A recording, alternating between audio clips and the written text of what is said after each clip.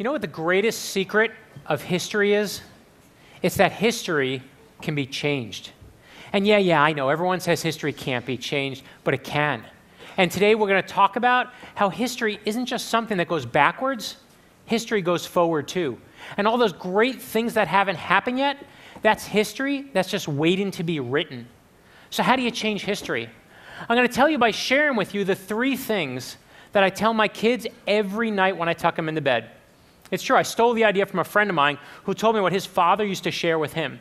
Every single night when I tuck my kids into bed, I tell them these 3 things. Dream big, work hard, and stay humble. So let's look at them all. First, dream big. You know who has the biggest, best dreams of all? You, young people. You know how old Martin Luther King Jr. was when he became the leader of the most famous bus boycott in history? He was 26. You know how old Amelia Earhart was when she broke her first world record? 25. You know how old Steve Jobs was when he co-founded Apple Computer? 21. And you know how old Jerry Siegel and Joe Shuster were when they came up with their idea for the greatest superhero of all time? The first one, that they named Superman? These guys were 17 years old. 2 17-year-old kids created Superman. They weren't good looking, look at the picture, right? They weren't popular, they had no money, but they were 2 best friends with 1 dream. And with just their imaginations, they gave the world Superman. And I know, creating Superman is a once-in-a-lifetime big dream, so I want to tell you about Alexandra Scott. She goes by Alex. Alex was diagnosed with cancer before she was even a year old, and that was the only life she knew: sickness, chemotherapy, and surgery. When she was 4, Alex asked her parents, could she put a lemonade stand in the front yard? She didn't want to buy anything for herself. She wanted to use the money to give it to doctors to help other kids with cancer.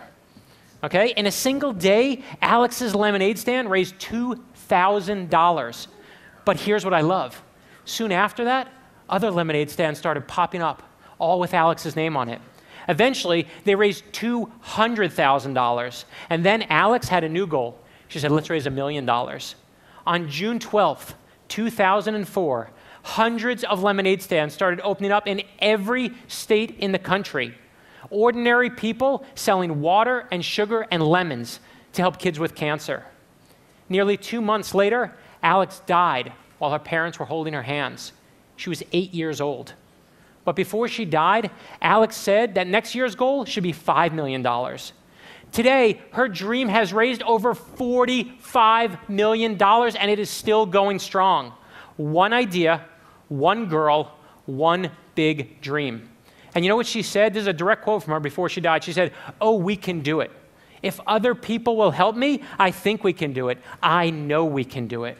You dream big. I don't care how old you are, and don't let anyone tell you otherwise. You will change history.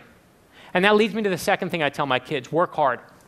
Such a simple one, right? Everyone knows this one, work hard. I saw this one from my father, and my father died a few months ago.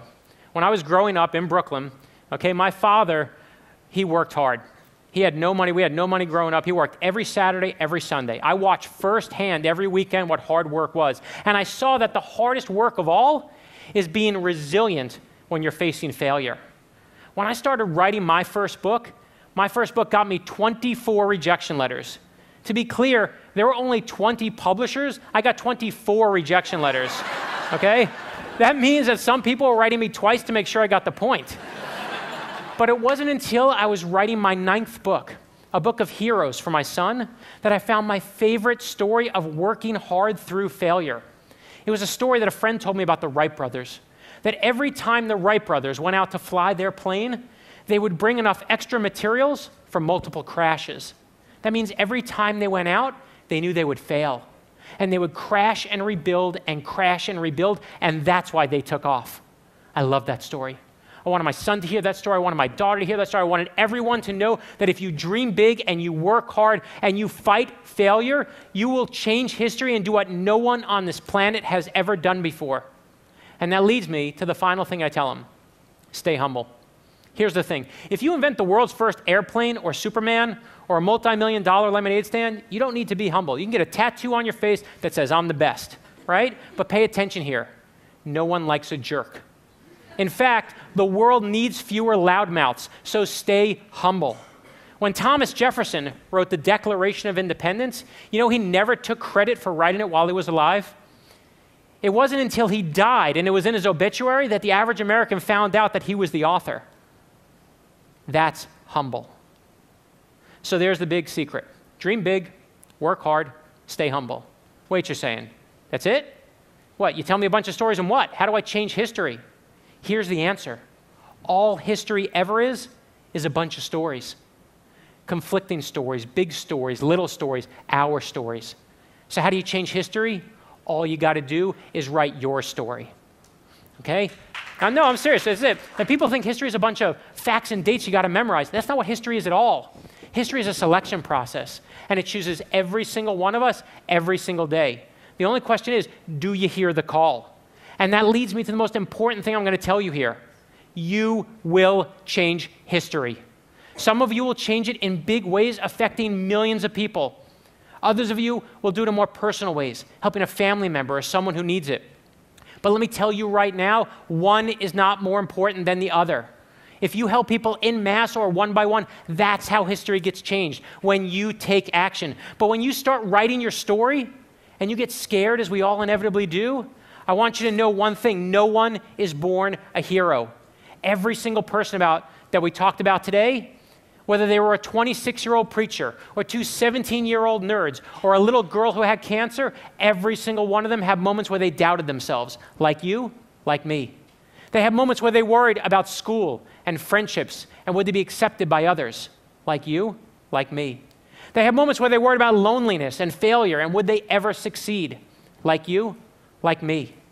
But the best part is, you don't have to start a multi-million-dollar lemonade stand to change the world. All you got to do is help one person.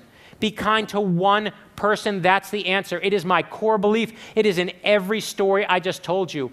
I believe ordinary people change the world. I don't care how much money you have. I don't care where you go to school. That is all nonsense to me. I believe in regular people and their ability to affect change in this world. I believe in my father and a 25-year-old daredevil named Amelia and a little girl who sells lemonade like nobody's business. And it's why I believe in that very first hero we were talking about today, Superman. To me, the most important part of the story isn't Superman. The most important part of the story is Clark Kent. And you want to know why? Because we're all Clark Kent. We all know what it's like to be boring and ordinary and wish we could do something incredibly beyond ourselves. But here's the real news. We all can do something incredibly beyond ourselves. I got 24 rejection letters on my first book, 24 people who told me to give it up. And I don't look back on the experience and say I was right and they were wrong and ha-ha on them. What I look back and realize is that every single one of those rejection letters told me to work harder, to dream bigger, and you better believe it made me more humble. But it also made me want it more than anything. So whatever it is you dream big about, whatever it is you work hard for, don't let anyone tell you you're too young, and don't let anyone tell you no. Every life makes history, and every life is a story. Thank you.